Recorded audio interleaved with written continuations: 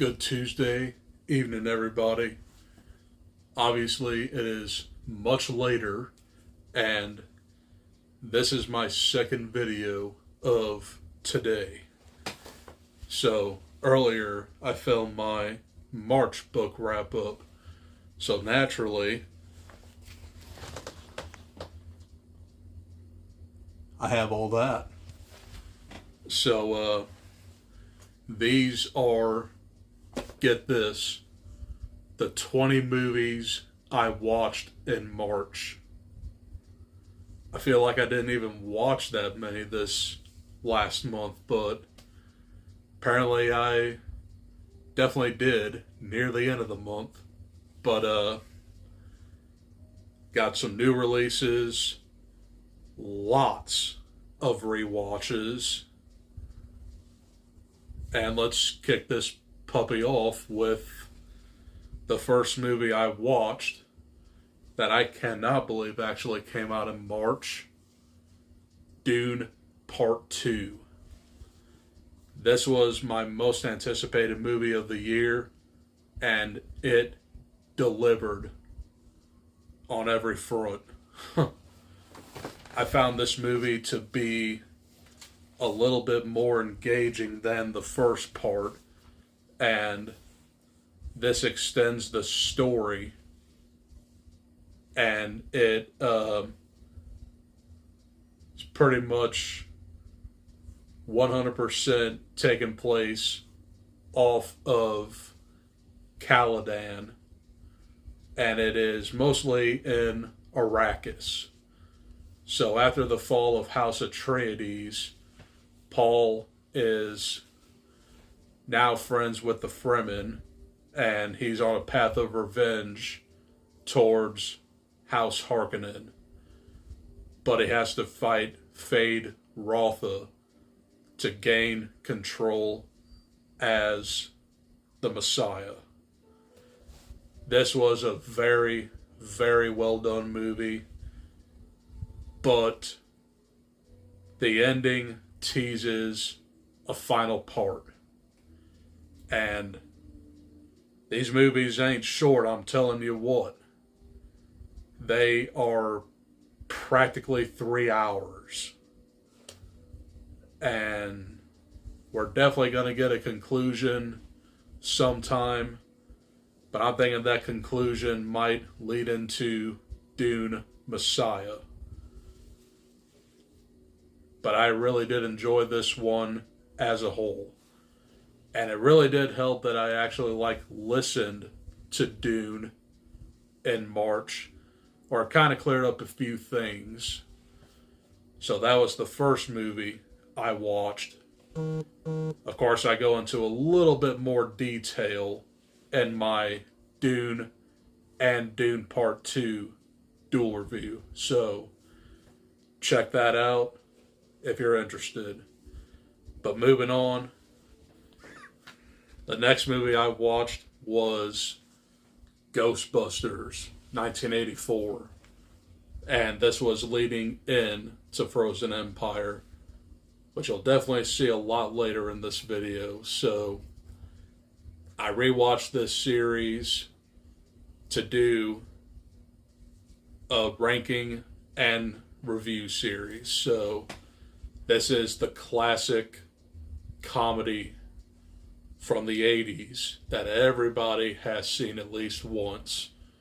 But this stars Bill Murray, Harold Ramis, Dan Aykroyd, Sigourney Weaver, Rick Moranis, Will Atherton, and you also have Annie Potts in here, with the inclusion of Ernie Hudson becoming the final Ghostbuster.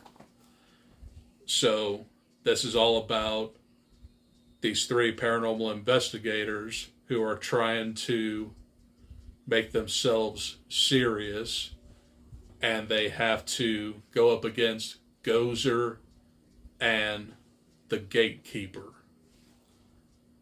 Well, like I said before, this has some very difficult lore to it, but I really do enjoy this movie very much. So I have reviews on all of these movies as well, so I'll just go very briefly on it in here. But that was Ghostbusters 1984. Followed by, and you guys are going to make fun of me because I went through trash this month. So I rewatched Scary Movie. And this movie released in 2000.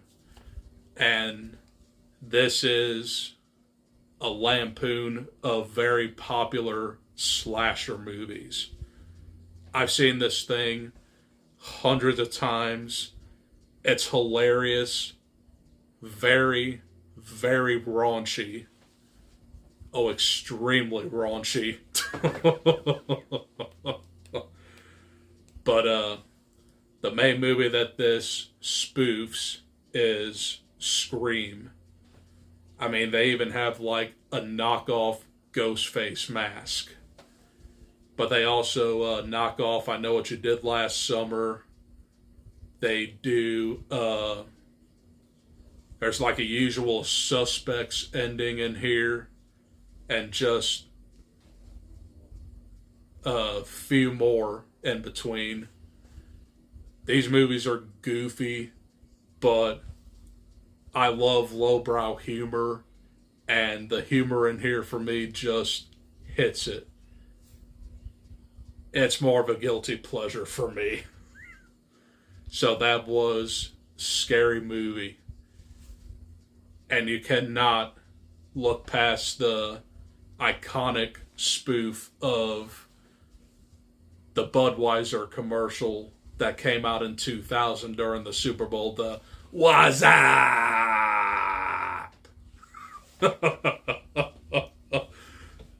I'm going to get a laugh out of that, am I? Moving on. So, the next movie I watched was a completely different movie. Kung Fu Panda 4. Yeah. Light years different than Scary Movie. But, this is the new entry, of course, to the beloved DreamWorks animation franchise. And this pits Po against the Chameleon, which is a very powerful sorceress that takes power from fallen kung fu masters. So he befriends like this fox, voiced by Awkwafina, but she ultimately betrays him. But they do make up and save the world in the end. But I really did enjoy this movie. Would I rewatch it? Probably not. But animation is hit or miss for me. But I did enjoy this movie quite a bit. And that was Kung Fu Panda 4. Next, Scary Movie 2. I told you I went through trash, but it don't get any better after this one. And I will definitely get into that.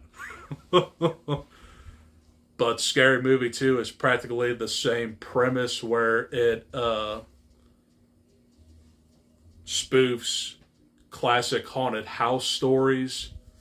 And this spoofs The Exorcist in hilarious fashion. The Amityville Horror. All in like the first 10 minutes. You're like, what is this? But very later on in this one, it also spoofs the Changeling, because that dealt with like a wheelchair ghost. You got Poltergeist in here. This thing is just It's special, but it is funny as hell. So that was Scary Movie 2. Next is Ghostbusters 2. And this was released in 1989.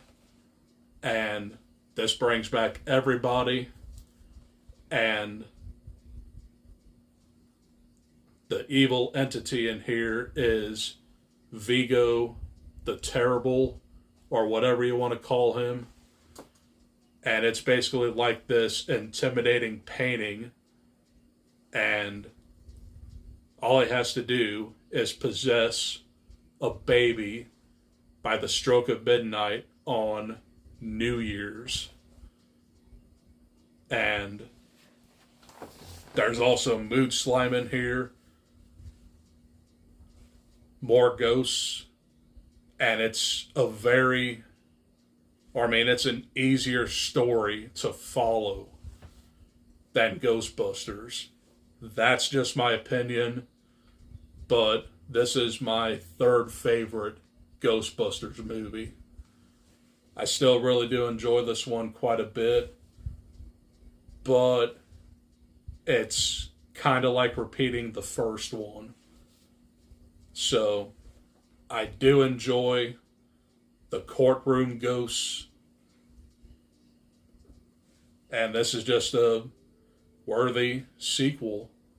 That was Ghostbusters 2. Followed by Imaginary. Yeah, remember that one? So this is a new Blumhouse horror movie that is about like this family that moves into this house, and it has like a very odd past. And this mother is hiding away this teddy bear, and once they move into this house, their daughter gets a hold of it, and it becomes her imaginary friend. And the bear's name is Chauncey. This movie was very whimsical, kind of confusing, and ultimately a little bit boring, in my opinion. So I think this is one of my least favorite movies that I watched this month. But I'm just going on new releases here, so it's not the worst movie I saw this year. Y'all probably know what it is. Madam Web. But there were some stuff in here that worked, and there were some stuff in here that didn't work. I did like the whole imaginary friend premise, but once you got into like the Alice in Wonderland meets Fear and Loathing in Las Vegas thing, I was like, what is this? It's weird, man. But I was entertained by this movie, so I have a full review on this movie as well if you want to check it out. So that was Imaginary. Next,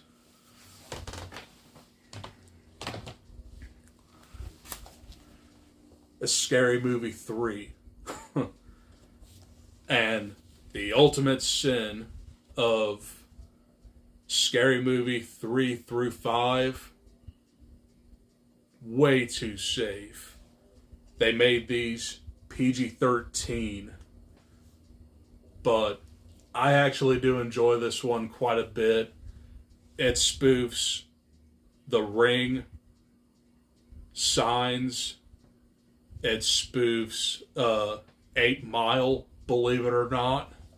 What else? The Matrix, I see. Because right there. But It's just more Zucker Brothers hilarity, if you want to call it that. But that was Scary Movie 3. And you want to know how the aliens say hello? They kick Charlie Sheen in the nuts. And they pee from their fingers. Like, what? And then Leslie Nielsen is like the president as well. I'm like, what the hell are y'all smoking here? Oh. But that was Scary Movie 3. Followed by Scary Movie 4. This one spoofed The Grudge, War of the Worlds, Saw, and just The Village was one, I remember. This thing starts off with Dr. Phil and Shaq and like a saw trap that rips off the very first one in the bathroom. And all Shaq has to do is make a free throw to get like the hacksaws and cut them loose. But Dr. Phil cuts off the wrong foot. I can't even keep a straight face with this.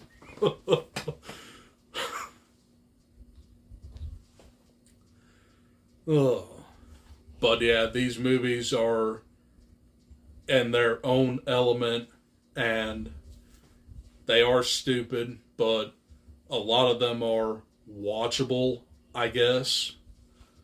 But that was Scary Movie 4.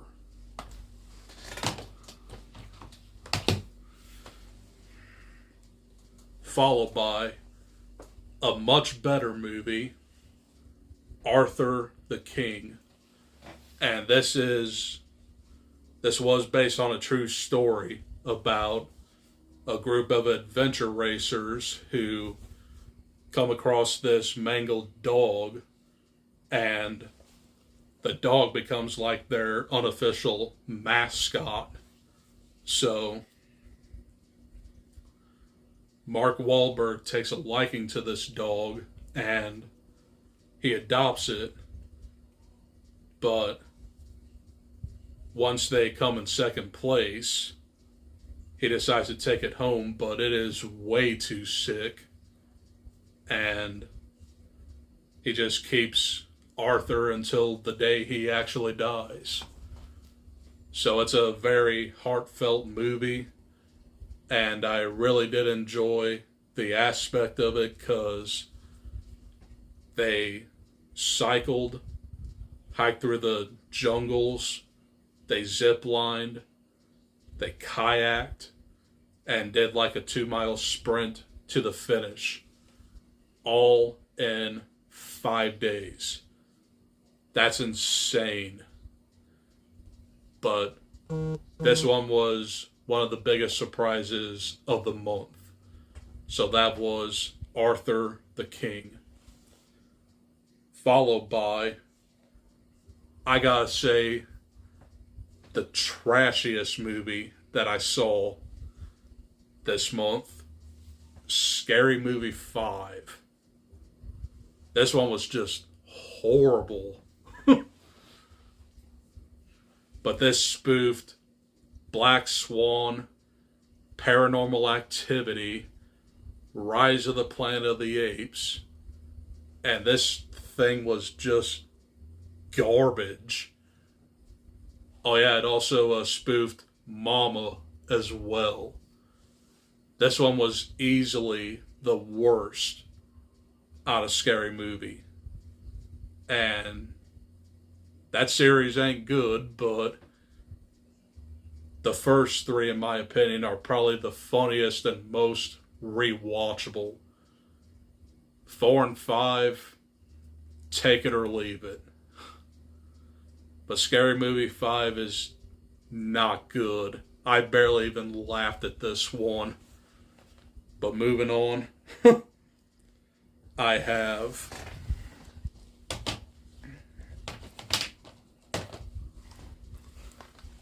Ghostbusters 2016.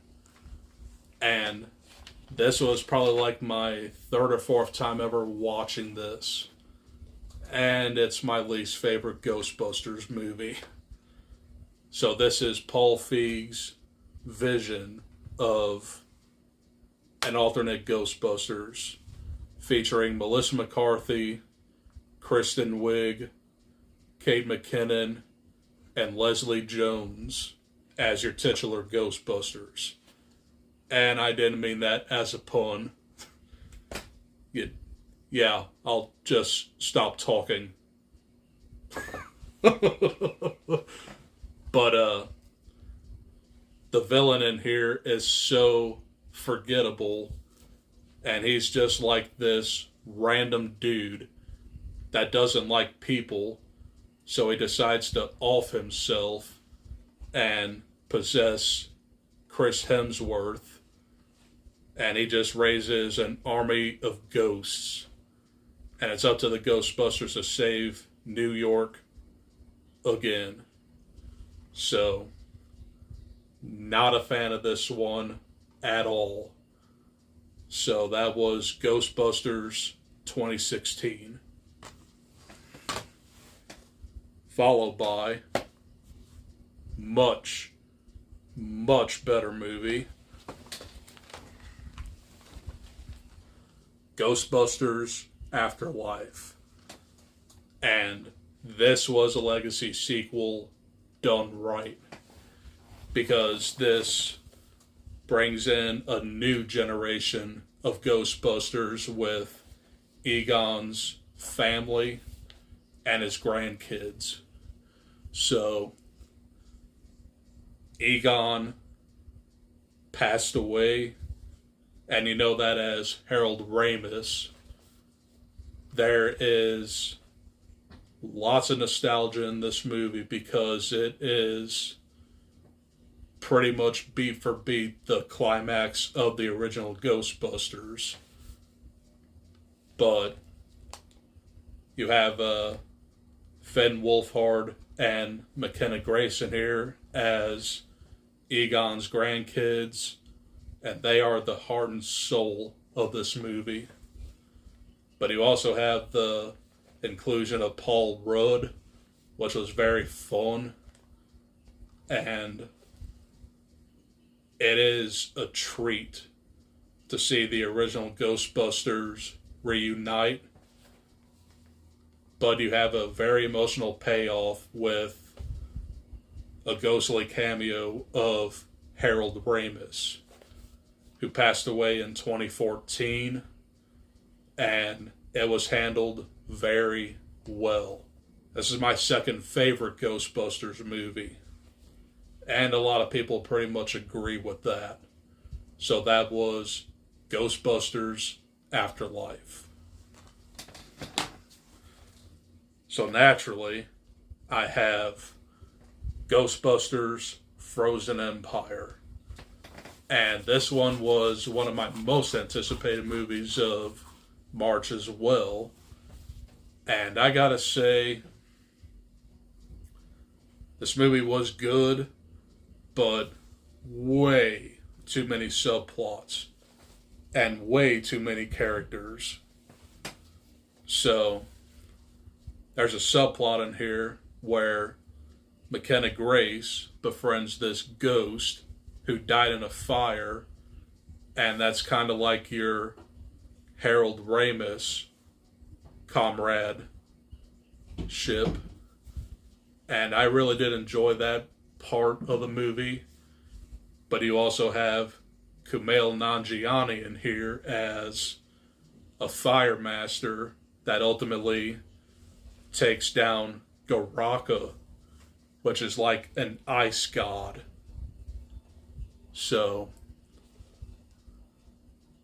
there was a lot to this movie, but they could have trimmed a little bit of it out, and it still would have been a very, very well done Ghostbusters movie.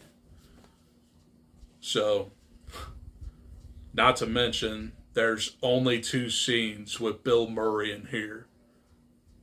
But you do get a lot more Dan Aykroyd and Ernie Hudson in here as well. So, that was forced nostalgia, in my opinion. But this was still an overall fun movie. That was Ghostbusters Frozen Empire. So next up, I have Immaculate. This one was not even on my radar, but I started hearing like good buzz about it. So I checked this one out, and I gotta say, it was a very big surprise for a religious horror movie. But this is the story of a devout nun who spends her summer in a convent in Italy. And the nun is played by Sydney Sweeney, which is like this up and coming starlet.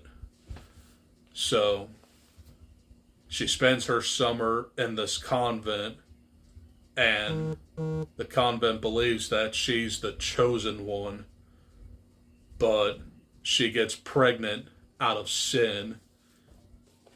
But once you watch this, she's not really pregnant.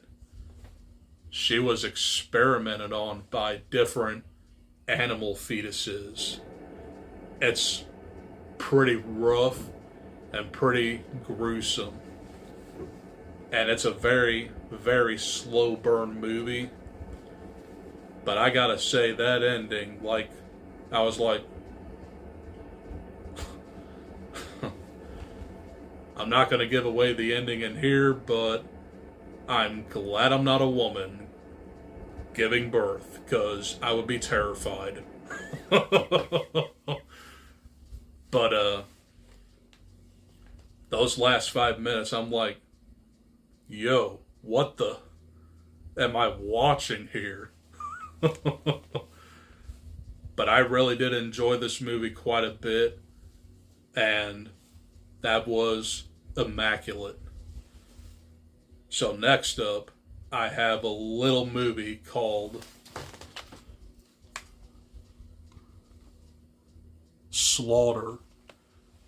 Obviously, I didn't watch all 8 of these, but I watched Slaughter here. I probably have like a poster here. So this was part of the 3rd annual After Dark Horror Fest. And this was loosely based on a true story. I don't know if it really was, but I digress.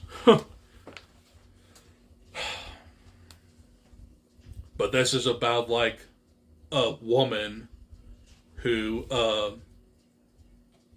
is having trouble with living in the city, and she goes to like this bar, and she finds like a woman being hit on by like these random group of men. So she decides to go help her out a little bit, and they become friends. And the woman that the other woman in the bar being hit on takes her to her farmhouse. Am I making sense? I think I am. And they like form this little friendship, but the roofied woman, if you will, well, she becomes a little bit crazy. And this movie is nuts. This movie, like, really surprised me, because the roofied woman kills her own dad by hanging him, and she's after the girl that she befriended, and she wants to kill her too. So this chick goes on like a rampage, and this has like one of the darkest endings that I've seen in these movies. The bad girl wins, and she even like takes out her own little brother. At first, I wasn't interested in this movie, but once it came along and it got darker, I'm like, yo, this movie was dark. But that was slaughter.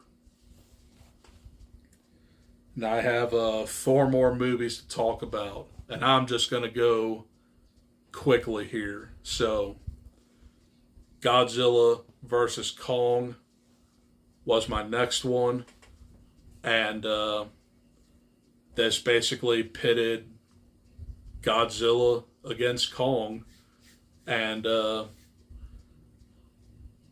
this started off as a duke out, but it turned out that they teamed up with each other to take out Mecha Godzilla. Really fun movie, but the humans are the worst part. So, Godzilla Kong, the New Empire, was the last movie I saw in March. And this essentially brought back Godzilla and Kong, and they went up against the Scar King, which was like this orangutan looking dude, and he had like this ice dragon controlled by pain, and pretty much beat for beat Godzilla versus Kong, but just a new villain. So that's Godzilla Kong, the New Empire. And finally, I watched Bill and Ted's Excellent Adventure and Bill and Ted's Bogus Journey. And they were most bodacious. So Bill and Ted's Excellent Adventure was rad.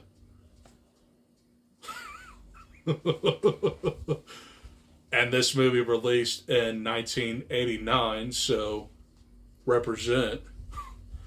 And it stars Keanu Reeves and Alex Winter as Bill and Ted. And they're just like these two surfer dudes. And they're struggling with history.